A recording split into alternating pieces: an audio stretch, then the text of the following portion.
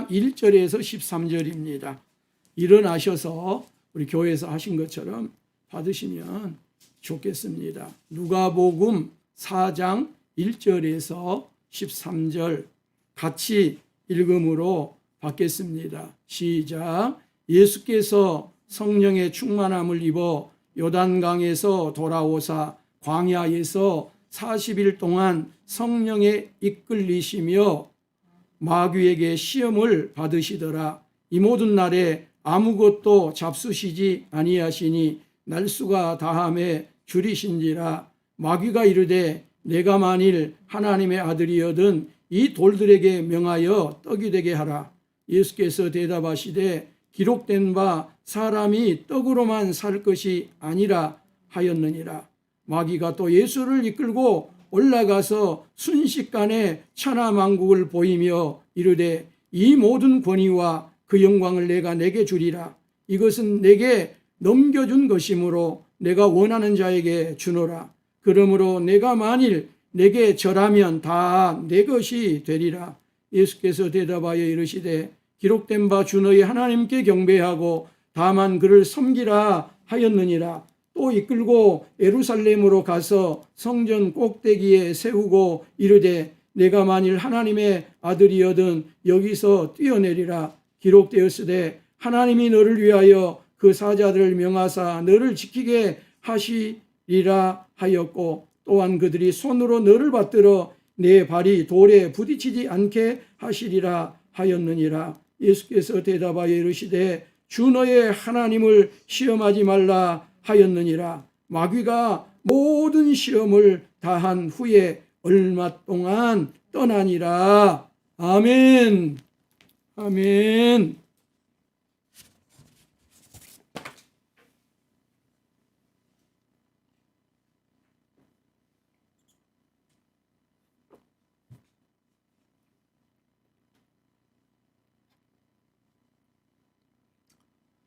예수님의 일생은 33년이었습니다. 그 중에 공생에 하나님 나라 복음을 전하시고 제가 고난당하시고 십자가를 지시고 부활하셔서 승천하시기까지의 이 공생의 기간은 33년 중에서 3년이었습니다. 누가복음의 저자인 의사요 역사가인 누가는요 예수님께서 30세쯤에 가르치심을 시작을 하였다고 우리에게 친절하게 누가복음 3장 23절에서 알려주시기 때문에 예수님의 사생활이 30년이고 공생애가 33년인 것을 우리가 성경에서 추론하여서 봤습니다. 왜 그러면 3년인지는 아느냐? 예수님께서 6월절이 되면 매 6월절마다 예루살렘에 올라가셨거든요. 6월절 절기는 1년에 한 번 있잖아요. 그래서 3년의 공생애로 그렇게 추측을 하고 예수님의 일생은 33년 그리고 공생애는 3년 그렇게 보편적으로 우리가 말씀을 하고 있습니다. 이 30 나이에 공생애를 시작한 것은요, 유대인들은요, 전통적으로 성인으로 30이면 인정을 해 주었습니다. 그러나 여러분, 물리적으로 나이 30이 되면 곧바로 하나님 나라를 위한 공생애를 시작할 수 있는 것은 아닙니다. 그래서 예수님은 나이 30이 되셔서 전통적으로 성인으로 인정을 받고 또 가장 힘으로나 여러 면에서 가장 충만한 시기인 이 30세가 되셨지만 이 30세에 두 가지 통과 의례를 통과를 합니다. 몇 가지요? 두 가지를. 그 첫 번째는 뭐예요? 세례입니다. 세례에 대해서는 제가 지난 주일날 설교를 통해서 말씀을 드렸잖아요. 그리고 또 하나의 통과 의례가 무엇이었냐면 마귀의 시험이었습니다.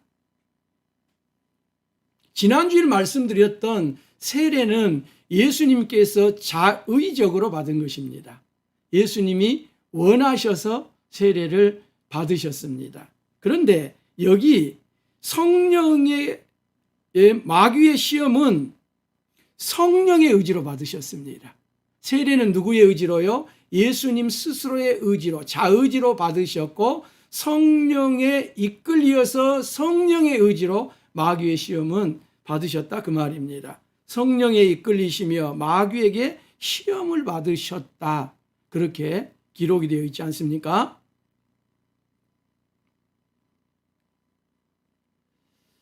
자, 그런데 이 통과 의례를 세례만 받으셨어도 충분하지 않는가 하는 생각을 하게 된다는 겁니다. 왜 그렇습니까? 예수님께서 세례를 받으시고 물에서 올라오실 때 지난주 말씀을 약간 제가 반복을 해서 연속극적으로 이어갑니다. 뭐가 열렸어요? 하늘이 열렸어요. 그리고 성령님이 형체로 비둘기같이 예수님에게 임했고 하늘로부터 소리까지 났습니다. 400년 침묵기가 깨뜨려진 것이지요. 그리고 하늘이 완전히 닫혀 있었던 그 하늘 세계가 예수님이 세례를 받으실 때 하늘이 열렸고요. 성령님이 비둘기같이 예수님에게 임했고요. 그 열린 하늘로부터 이는 내 사랑하는 아들이요 내 기뻐하는 자라고 하는 음성까지가 다 이 세례 가운데 들려졌다 그 말입니다. 성령님의 충만함을 이 세례 이후에 받으셨고요.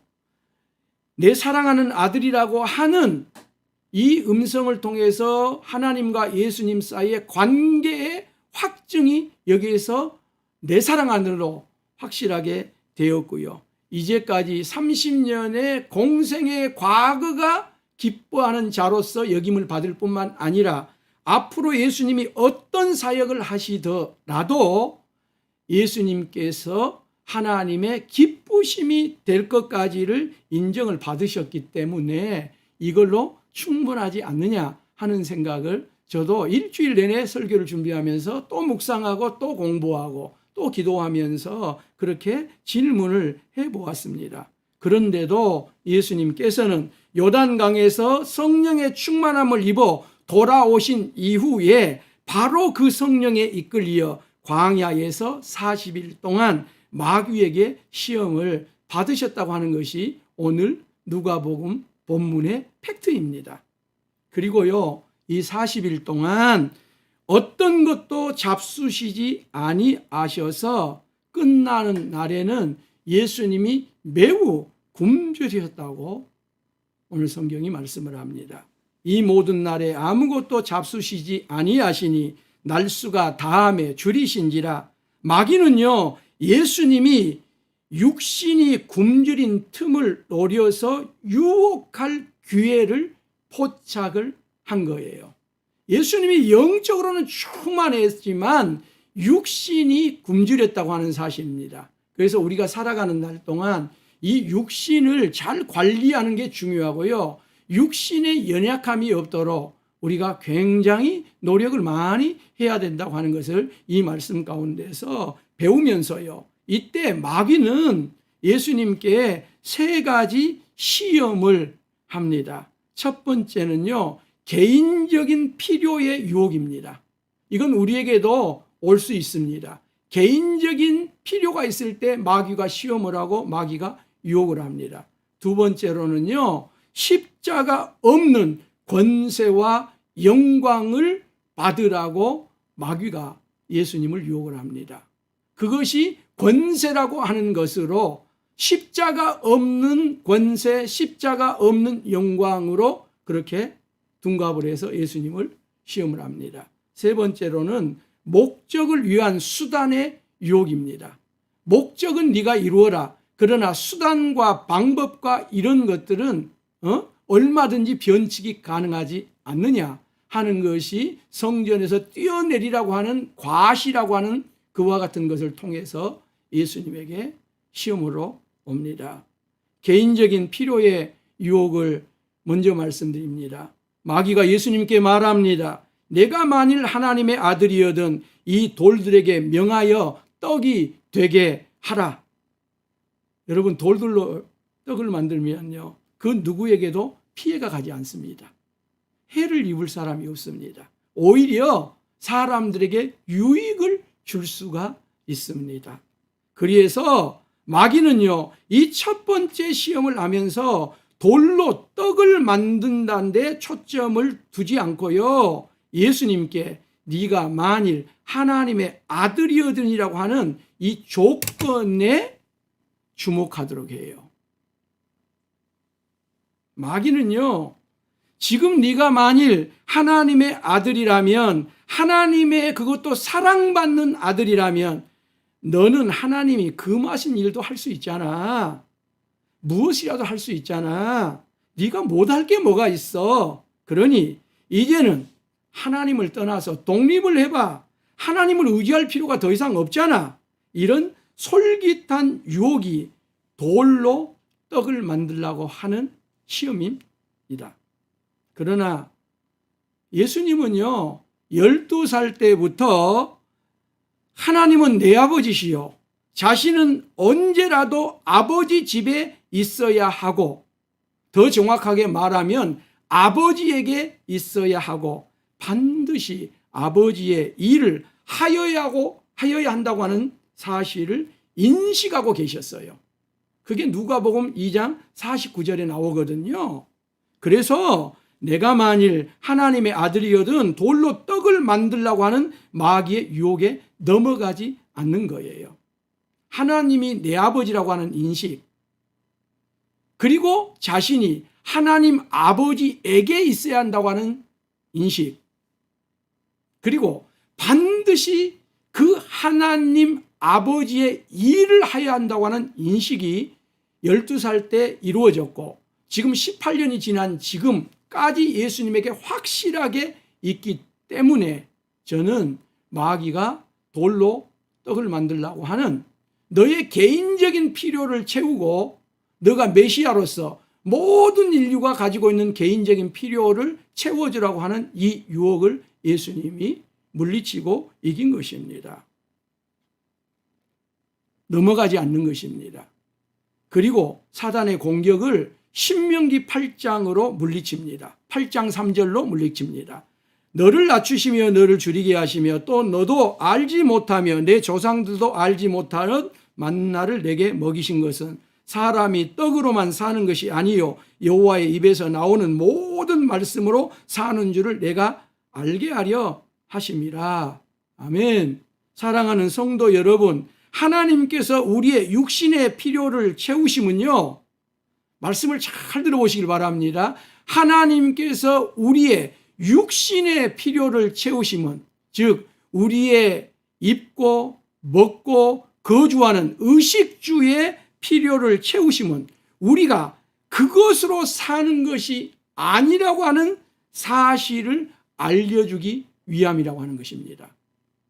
여러분, 우리가 이렇게 옷을 입고 있음은 이 옷을 입을 수 있는 이 필요를 하나님께서 채워주심은 너는 옷만 입고로 사는 존재가 아니라고 하는 것을 알려주시기 위해서 이 옷을 입도록 하신 것입니다. 즉 예수 그리스도로 옷 입는 것이 더 중요한 것임을 알려주시기 위해서 오늘 우리에게 이 옷을 입는 필요를 채워주신 것입니다. 우리에게 모든 것을 먹을 수 있는 이 식의 필요를 채워주심은, 음식의 필요를 채워주심은 그것만으로 사는 것이 아니라고 하는 것을 알려주시기 위해서 먹는 필요를 채워주신 것입니다. 우리가요, 집에서 거주하며 사는 이 주의 필요를 채워주심은 그 집에서만 사는 것이 아니라 영원한 하나님의 나라, 본향이 있다고 하는 것을 알려주시기 위해서 그 필요를 오늘도 채워주고 계신 것입니다. 그러므로 사랑하는 성도 여러분, 여러분들이 의식주의 필요를 늘 하나님으로부터 체험을 받고 살아갈 때마다 입는 것도 먹는 것도 집에서 거주하는 모든 것도 그 자체가 목적이 아니고 더 본질적인 목적, 예수로 옷 입고 하나님의 말씀으로 먹고 영원한 천국으로 목적 삼고 가도록 하신 것이라고 하는 것을 기억하시기를 바라고요. 여러분의 그 필요에 시험에서 유혹에서 꼭 예수님처럼 승리할 수 있기를 주의 이름으로 축복합니다. 이번에는 마귀가 예수님을요 끌고 올라가서 순식간에 천하만국을 보여주면서 말합니다. 이 모든 권위와 그 영광을 내가 내게 주리라.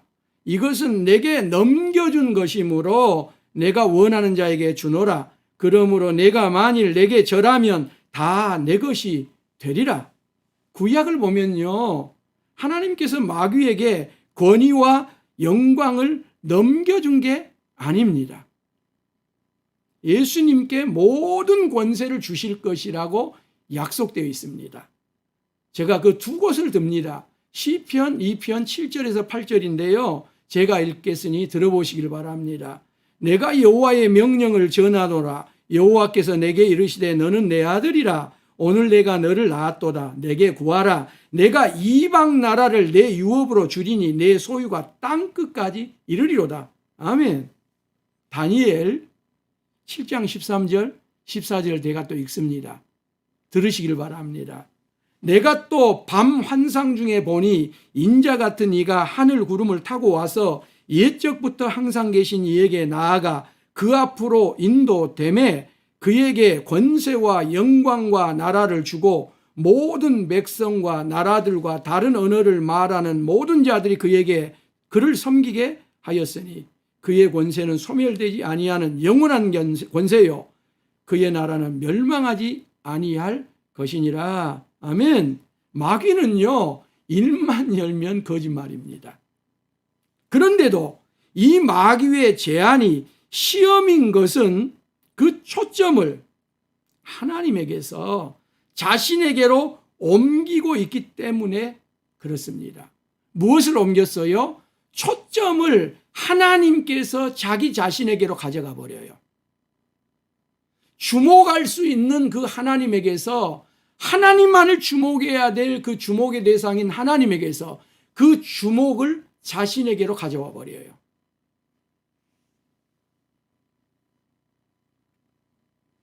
그래서 오늘 사단은요 거짓말을 할 뿐만 아니라 내가 원하는 것을 내게 줄 수 있다 이렇게 강조를 하고 있는 것입니다. 그리고 이게 더 큰 유혹인 것은요 그 방법이 간단하다는 거예요. 무엇이 간단해요? 방법이 간단하다는 겁니다. 수단이 간단하다는 거예요. 그런데 여러분 간단한 것은요 그 안에 있는 가치도 간단합니다. 값싼 것이에요. 값비싸고 그것이요 엄청난 것일수록 그 방법은 간단하지 않습니다.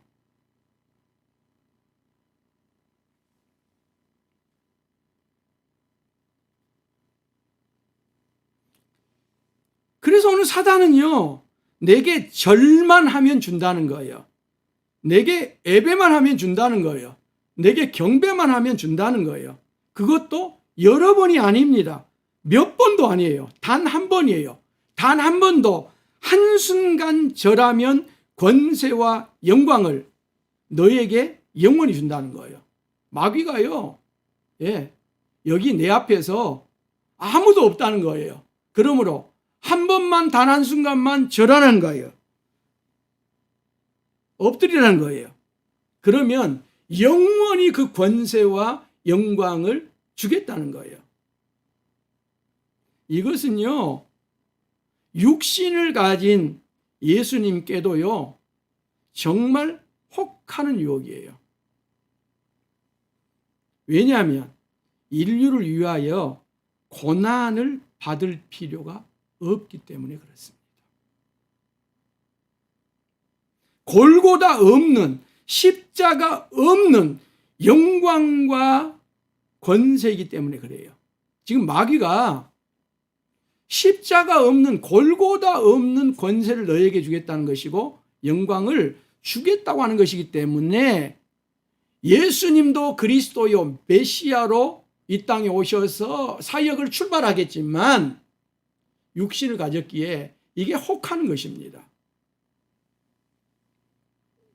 만약에 예수님이 여기서 지면요 어떻게 될까요? 예수님은 본격적인 사역을 출발하지도 못하고 거꾸러져 버립니다. 하나님과의 관계는 그 순간으로 단절됩니다. 끊어집니다. 십자가의 하나님의 구원 계획도 물거품이 되어버리고 맙니다. 그리하여 예수님께서는 이스라엘의 신앙 선언문과도 같은 신명기 6장 13절로 두 번째 시험을 이렇게 물리칩니다. 예수께서 대답하여 이르시되 기록된 바 주 너의 하나님께 경배하고 다만 그를 섬기라 하였느니라. 그리고 예수님께서는 하나님 나라 공생애를 사시는 동안 이 십자가를 계속 염두에 두고 계십니다. 십자가를 염두하고 계십니다. 한 번도 예수님은 십자가를 잊어버린 적이 없습니다. 그리하여 죽음을 앞에 두고서도 예수님께서 다음과 같이 말씀을 하셔요. 요한복음 12장 23절인데요. 이렇게 예수님이 말씀하십니다. 예수께서 대답하여 이르시되 인자가 영광을 얻을 때가 되었도다. 이 영광을 얻을 때와 예수님의 고난, 예수님의 십자가가 같은 의미입니다. 십자가가 영광이라는 겁니다. 고난과 순환을 통하여서 십자가에서 처형되시는 그것이 예수님께 영광이라는 겁니다. 이처럼 예수님은 십자가가 영광인 것을 분명하게 말씀하셨습니다. 이는요, 제자들에게도 동일합니다. 예수님께서 부활하신 이후 디베리아 호수에 나타나셔요. 그때 베드로가 나는 고기 잡으러 가겠다고 해가지고 베드로가 항상 으뜸이니까 그러면 나도 가야지. 그렇게 해서 다른 제자들이 따라가서 디베리아 호수, 갈릴리 호수입니다. 갈릴리 호수에서 고기를 잡을 때요. 예수님은 나뭇가지를 모아다가요. 불을 피워서 밥을 합니다. 그리고 밥을 내놓고 저들에게 고기가 많이 잡힐 수 있도록 기적을 행하시고요. 그 고기를 가져오기 위해서 숯불이 고기를 익을 수 있게끔 사그라진, 우리 어렸을 때 숯불로 고기 구웠을 때 기억나시죠? 그렇게 숯불을 만들어 놓고 그 잡은 고기 좀 가져오라고 해서 고기를 구우셔요. 밥에 놓으시고 고기 구우시고요. 그렇게 해서 제자들을 먹이셔요. 그리고 그 십자가의 고난, 십자가의 순환, 십자가가 두려워서 장담했으나 여자 종에게 3번이나 예수님을 부인하고 모른다고 저주하면서까지 부인했던 실패한 베드로에게 제사명을 허락을 해줘요. 그리고 그 제사명을 허락해 주시면서 예수님이 베드로를 향하여 다음과 같은 말씀을 합니다.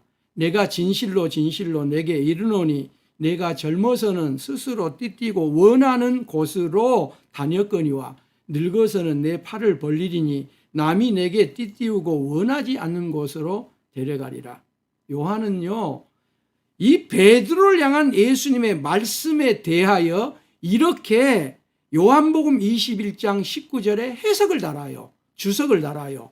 이 말씀을 하시면 베드로가 어떠한 죽음으로 하나님께 영광을 돌릴 것을 가리킴이러라.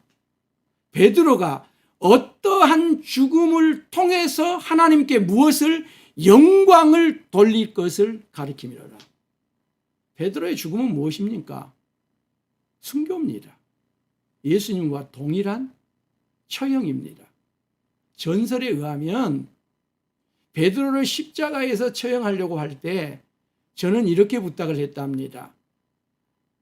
우리 주님은 십자가에서 옳게 처형을 당했는데, 나를 위해서 그렇게 십자가에서 처형을 당했는데 어찌 내가 예수님처럼 동일하게 십자가에서 옳게 처형을 당하리요. 나를 거꾸로 매달아 주시오. 그렇게 해서 거꾸로 십자가에 매달려서 처형을 당했다고 하는 전승이 있습니다. 근데 여러분, 이 십자가에 이렇게 처형당하는 것이 뭐라고요? 영광. 한번 합시다. 영광. 십자가가 권세고 그 십자가가 영광입니다. 그런데 마귀는 십자가 없는 권세를 주겠다고 말하고 십자가 없는 영광을 너에게 주겠다고 예수님께 두 번째로 시험을 한 거예요. 그런데 여러분, 이 시험을 예수님이 이기신 것입니다. 이번에는 마귀가 예수님을 이끌고 예루살렘으로 가서 성전 꼭대기에 세우고 말합니다. 내가 만일 하나님의 아들이어든 여기서 뛰어내리라. 기록되었으되 하나님이 너를 위하여 그 사자를 명하사 너를 지키게 하리라 하였고, 또한 그들이 손으로 너를 받들어 내 발이 돌에 부딪히지 않게 하리라 하였느니라. 두 번째 시험에서는 마귀가 뭘 했어요? 거짓말을 했어요. 그런데 여기 세 번째 시험에서는 마귀가 무엇을 하냐면 성경을 왜곡합니다. 한번 합시다. 성경을 왜곡. 마귀가요, 왜곡한 성경은 시편 91편 11절에서 12절이에요. 이 시편 91편 11절에서 12절을 다 말하지 아니하고요, 그 가운데서 어떤 부분을 누락을 시켜요. 즉 빼버림으로써 왜곡이에요. 어떤 부분을 빼버리냐면 내 모든 길에서 너를 지키게 하심이라. 이 부분을 누락을 시켜요. 빼버려요. 그렇게 해서 성경을 왜곡을 한 것입니다. 자, 저 창세기에서는요, 성경을 왜곡을 하는데요, 아담에게 선악을 알게 하는 나무의 열매는 하나님께서는 먹지 말라고 하셨고요, 내가 그 선악을 아는 열매를 먹는 날에는 반드시 죽으리라고 하나님은 하셨어요. 그게 말씀의 팩트예요. 그런데 뱀은 뭐라 그래요? 너희가 결코 죽지 아니하니라고 단언을 해요. 네. 하나님보다 더 확실하게 단언을 해버려요. 그렇게 해서 성경을 왜곡시킵니다. 그러므로 우리는요, 이런 마귀의 성경을 왜곡하는 그 수작을 확실하게 알아야 돼요. 이 부분을 제가 시간상 다 자세히 말씀 못 드립니다만은, 마귀는 성경을 왜곡을 할 때 빼버린다, 삭제해버린다 하는 것을 꼭 기억을 하시고요. 두 번째는 어째요? 성경에 없는 내용을 더 확실하게 단언을 해요. 그렇게 해서 성경을 왜곡시켜요. 그렇게 해서 아무튼 마귀는 예수님의 첫 등장을, 사역의 등장을 저 성전 꼭대기 45m나 되는 저 성전 꼭대기에서 사람들이 제사하기 위해서 예루살렘 성전 안뜰에 많이 모여 있을 때 저 성전 꼭대기 45m에서 성전에서 뛰어내리면 얼마나 일순간에 사람들에게 주목을 받겠냐는 것입니다. 너를 과시하라는 겁니다.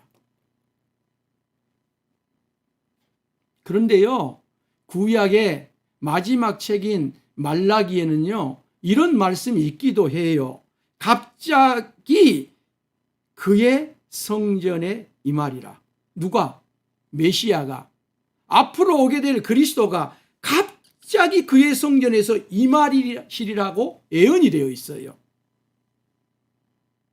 그래서 자칫 잘못하면 400년 침묵기, 암흑기, 이것을 깨뜨림에 이 마귀의 말씀을 잘못 이해하고 자칫 과시욕이나 주목이나 이런 것에 자칫 휩싸이게 되면요, 말라기에 갑자기 그 성전에 임하리라고 하는 말씀이 있네? 그렇게 하고 넘어갈 수 있다고 말입니다. 매혹적입니다. 사랑하는 성도 여러분, 친애하는 성도 여러분, 목적이 중요하지만 그에 못지않게 목적을 이루는 수단이 매우 중요합니다. 예수님은 목적이 아무리 중요하더라도 그 목적, 목표를 이루는 방법, 방식, 그 수단이 옳지 않으면 어떤 경우에도 거절하십니다. 노! 그러십니다. 그리하여 이번에도 성경을 통하여 마귀의 시험을 예수님이 물리칩니다. 예수께서 대답하여 이르시되 주 너의 하나님을 시험하지 말라 하였느니라. 자, 마귀도 시험을 했습니다. 예수님도 주 너의 하나님을 시험하지 말라 하였느니라. 동일하게 우리 번역에 마귀도 시험했다고 말하고 예수님도 주 너의 하나님을 시험하지 말라 했다면서 시험으로 번역되어 있는데, 헬라어를 좀 자세히 들여다보면 마귀에게 예수님이 시험을 받았다고 하는 그 시험은 페이라조라고 하는 단어가 사용됩니다. 그리고 예수님이 하나님을 시험하지 말라고 하실 때 그 시험은 에크페이라조, 앞에가 에크라고 하는 말이 붙어 있습니다. 즉 마귀가 시험했다고 하는 것보다도 에크페이라조는 절대로 시험하지 말아라, 결코 시험하지 말아라, 어떤 경우에도 시험하지 말라고 하는 뜻입니다. 사랑하는 성도 여러분, 하나님은요 절대 시험하면 안 됩니다.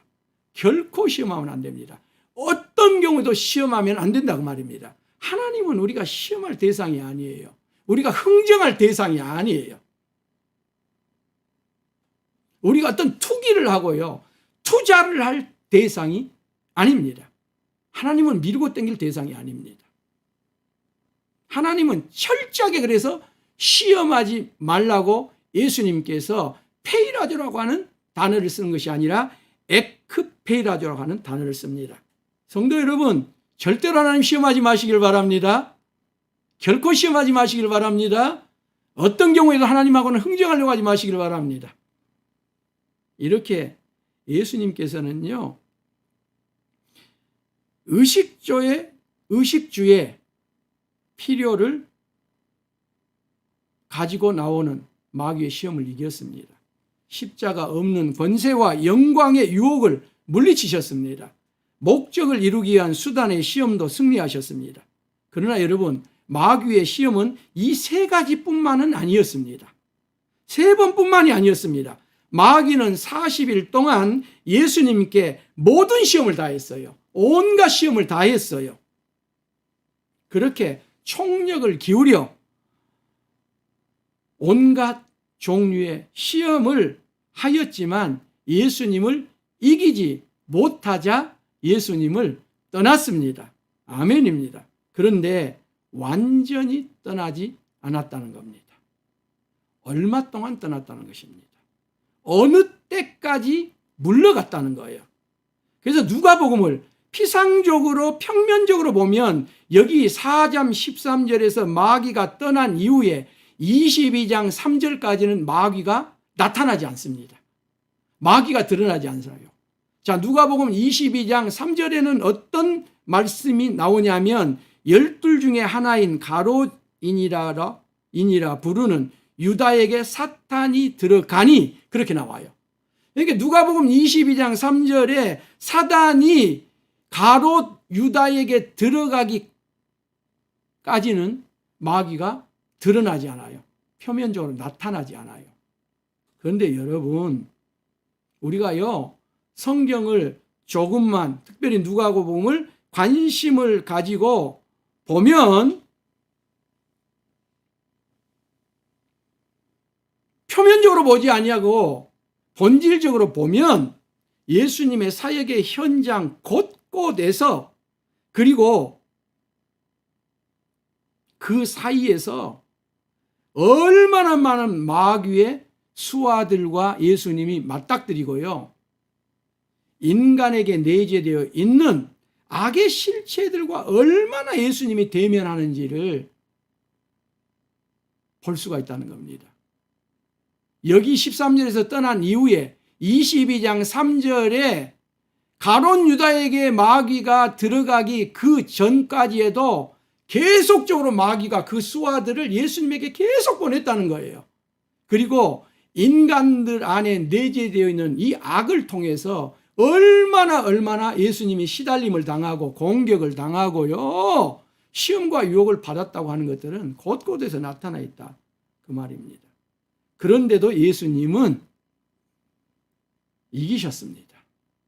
그리고 공간복음서는 모두 예수님께서 공적인 사역을 시작하기에 앞서서 이 세 가지 시험을 이기셨음을 분명하게 밝혀주고 계셔요. 특히 누가복음은 마귀가 모든 시험을 다하였어도 예수님께서 승리하심을 이처럼 분명하게 밝히심으로써 이런 시험을 이기신 예수님과 함께라면 여러분과 저도 그 어떤 시험도 넉넉히 승리할 수 있음을 우리에게 알려주신다고 말입니다. 그러므로 불안해하지 마시길 바랍니다. 저와 여러분은 예수님께서 이미 시험을 이긴 세상을 2021년도에도 받았습니다. 그리고 앞으로도 받습니다. 그리고 그런 세상에서 그런 도전 앞에 있을 뿐이에요. 그러므로 자만하여서는 안 되지만 자신감은 가져도 된다고 제가 여러분에게 분명하게 말씀드립니다. 무엇은 하면 안 되지만, 자만하면 안 되지만 자신감은 가져도 된다는 거예요. 마가복음 9장 14절 이하를 보면 말 못하게 귀신 들린 아들을 둔 아버지가 예수님을 만나러 와요. 그리고 제가 예수님에게 이렇게 말해요. 그러나 무엇을 하실 수 있거든 우리를 불쌍히 여기사 도와주소서. 그때 예수님이 뭐라고 말씀을 해요? 할 수 있거든이 무슨 말이냐? 믿는 자에게는 능치 못할 일이 없는 일 하셨어요. 할 수만 있다면이 무슨 말이냐? 믿는 자에게는 모든 일이 가능하다. 바른 성경입니다. 성도 여러분, 예수님께서 모든 시험을 이기신 것을 믿습니까? 그러면 여러분들도 그 믿음 안에서 모든 것이 가능합니다. 모든 일을 할 수 있습니다. 그러므로 우리 모두 이번 한 주간도 승리의 확신을 가질 수 있기를 예수님의 이름으로 축원합니다. 그리고 우리의 남은 생애에 승리할 수 있다고 하는 확신을 가지시기를 예수님의 이름으로 축복합니다. 그리고요, 겸손한 자신감입니다. 겸손한 자신감으로 이번 한 주간도 힘차게 살아갈 수 있기를 예수님의 이름으로 축복합니다. 예수님의 이름으로 제가 겸손하게 선포합니다. 기도하겠습니다. 하나님 아버지, 감사합니다.